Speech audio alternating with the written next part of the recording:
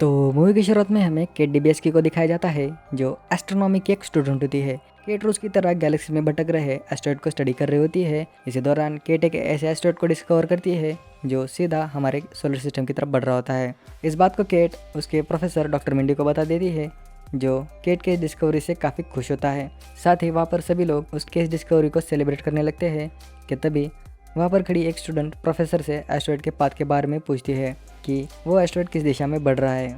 तब प्रोफेसर उस स्टूडेंट के सवाल का जवाब निकालने के लिए एस्ट्रॉइड के पाथ को कैलकुलेट करने लगता है और तब वो जो देखता है उससे प्रोफेसर कोमा में चला जाता है, क्योंकि केट ने जिस एस्ट्रॉइड को डिस्कवर किया होता है वो और कहीं नहीं बल्कि सीधा धरती से आके टकराने वाला होता है। लो सुना क्या, ये भी मेरी गलती है। इसके बाद प्रोफेसर सीधा नासा में कॉल लगा देता है, जहाँ पर नासा का है डॉक्टर टेडी प्रोफेसर की ये बात सुनता है और उसके बाद उसे भी पैरालिसिस का अटैक आ जाता है। खैर आगे डॉक्टर टेडी खुद को संभालता है और केट के साथ प्रोफेसर को वाशिंगटन डीसी आके प्रेसिडेंट से बात करने कहता है। केट और प्रोफेसर को तो कुछ समझ ही नहीं आ रहा होता है कि गांजा फूकने की उम्र में उनके साथ ये क्या हो रहा है।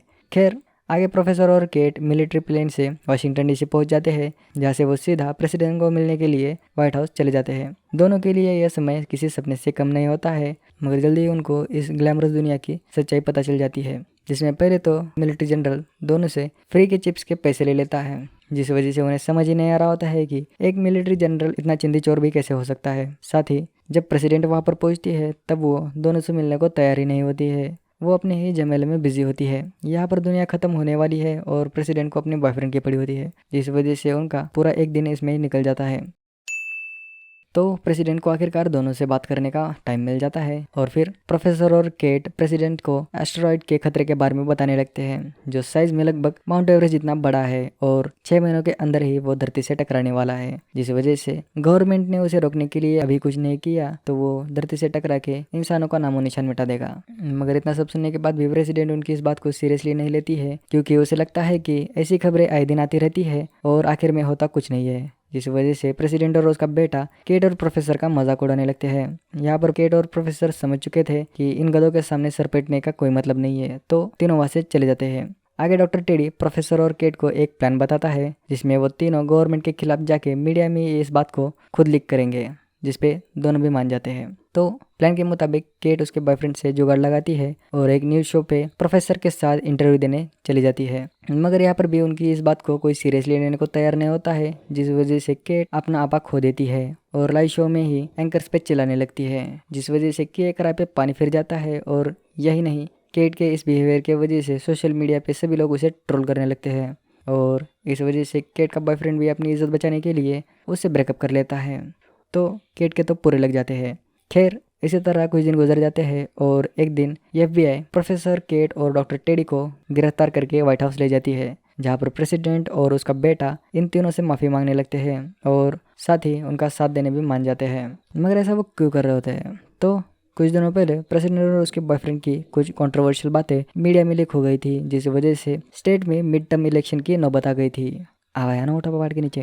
केट इस बात को जानती थी, जिस वजह से वो लगे हाथ इन दोनों पे हाथ साफ कर लेती है, मगर केट भी प्रेसिडेंट के इस फैसले से काफ़ी खुश होती है। आगे प्रेसिडेंट मीडिया के सामने एक इमरजेंसी स्पीच देती है, जिसमें वो प्रोफेसर और केट की बात को सबके सामने मान लेती है और एस्टेरॉइड को न्यूक्लियर बम से उड़ाने का मिशन भी अनाउंस कर देती है। इसी के साथ पूरी दुनिया में ये बात आग की तरह फैल जाती है और हर तरफ डर का माहौल बन जाता है। मगर यहाँ पर प्रोफेसर की तो लॉटरी खुल जाती है और रातों रात एक सेलिब्रिटी बन जाता है। प्रोफेसर मैरिड और 2 बच्चों का बाप होने के बाद भी एंकर के साथ रिलेशनशिप में चला जाता है। वही दूसरी तरफ केट अब भी लोगों से ट्रोल हो रही थी। खैर इसी के साथ प्रेसिडेंट भी मिड टर्म इलेक्शन भारी मतों से जीत जाती है। आगे समय आता है मिशन के दिन का और सभी लोग व्हाइट हाउस में जमा हो जाते हैं। साथ ही दुनिया भर की मीडिया इस मिशन को लाइव टेलीकास्ट कर रही होती है, जिस वजह से हर किसी की नज़र इस मिशन पे होती है। इसी बीच व्हाइट हाउस में सस्ती कॉपी भी पहुंच जाती है। इसे किसने अंदर आने दिया भी? पॉलिटिक्स बाबू है या पॉलिटिक्स।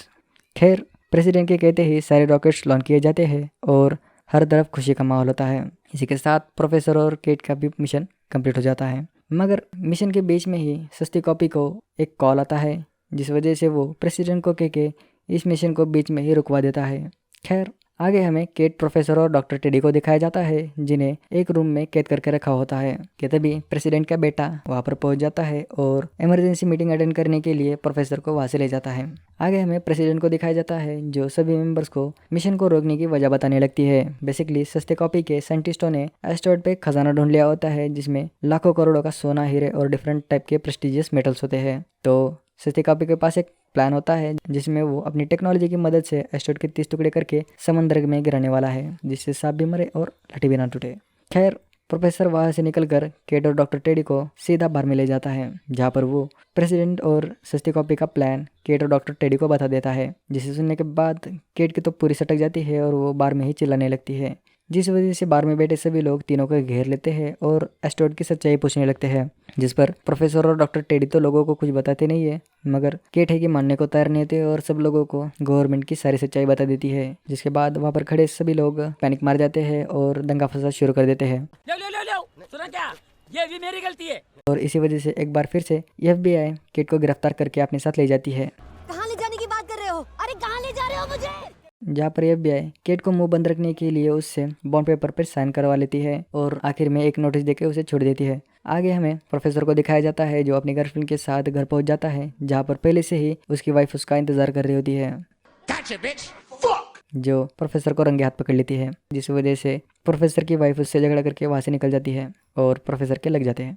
वही दूसरी तरफ केट के लाइफ के भी लगे पड़े होते हैं जिसमें केट के पेरेंट्स भी उसका साथ देना नहीं चाहते हैं और उसे घर से बेदखल कर देते हैं। खैर आगे केट एक मॉल में काम करने लगती है जहाँ पर कुछ छपरी लोग मुंह उठा के मॉल में सामान खरीदने आए होते हैं जिनके पास फूटी कौड़ी नहीं होती है, मगर इनमें क्विंटन नाम का एक लड़का होता है जो केट को देखते ही उसे पहचान लेता है, जो केट का बहुत बड़ा फैन होता है, जिस वजह से वो केट की सेल्फी लेने लगता है। केट ये सब देख के काफ़ी दिनों के बाद काफ़ी खुश होती है, जिस वजह से केट उन छपरी लड़कों को बिना पैसों के ही वहाँ से जाने देती है। यहाँ पर जाते जाते क्विंटन केट को अपने पार्टी में आने के लिए इन्वाइट करता है। आगे हमें प्रोफेसर को दिखाया जाता है जो प्रेसिडेंट के साथ सस्ती कॉपी के ड्रोन्स को चेक करने आया होता है, जहाँ पर प्रोफेसर सस्ती कॉपी को समझाने की कोशिश करता है मगर प्रोफेसर की ये बात सस्ती कॉपी के ईगो को लग जाती है, जिस वजह से वो प्रोफेसर को खरी खटू सुनाने लगता है और बताता है कि प्रोफेसर खुद एक अय्याश किस्म का इंसान है जिसने अपने फायदे के लिए अपनी फैमिली तक को छोड़ दिया है, तो वो उसे समझाने की कोशिश ना करे।